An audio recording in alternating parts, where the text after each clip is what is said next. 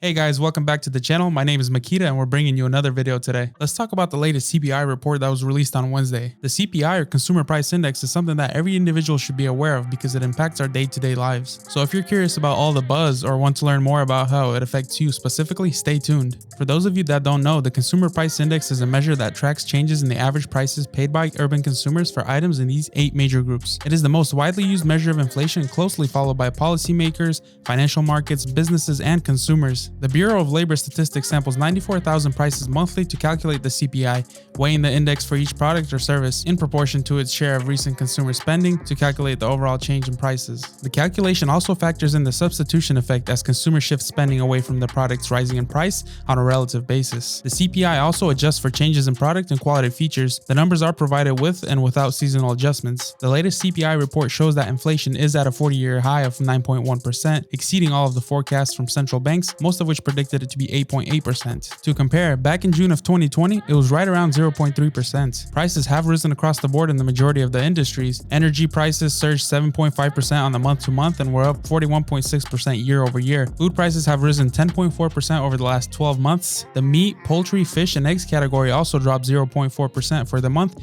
but is up 11.7% annually. New and used vehicle prices posted respective monthly gains of 0.7% and 1.6%. Medical care costs climbed 0.7% on the month, propelled by a 1.9% increase in the dental services. Airline fares were one of the few areas seeing a decline, falling 1.8% in June, though still up 34.1% from a year ago. To put this in perspective, the decline amounts to roughly $3,400 yearly income lost for the average worker and a $6,800 reduction for families in which both spouses work. It's pretty clear that the rate hikes the Fed imposed back in mid-June had no effect on the inflation, which now begs the question, what will the Fed do to solve this? We've seen what the rate hikes have done to the local housing market in the past couple of months. The homes for sale climbed while sold have been slightly falling. Months of inventory has increased up to 1.9 months. Average days on market has risen to 18 days. The average price for sale and sold have fallen to $764,000 and $641,000. The average price per square foot has fallen by $9. Higher rates have caused some buyers to no longer qualify for the loan that they want. Based on that knowledge, future rate hikes will undoubtedly tighten the housing market even more,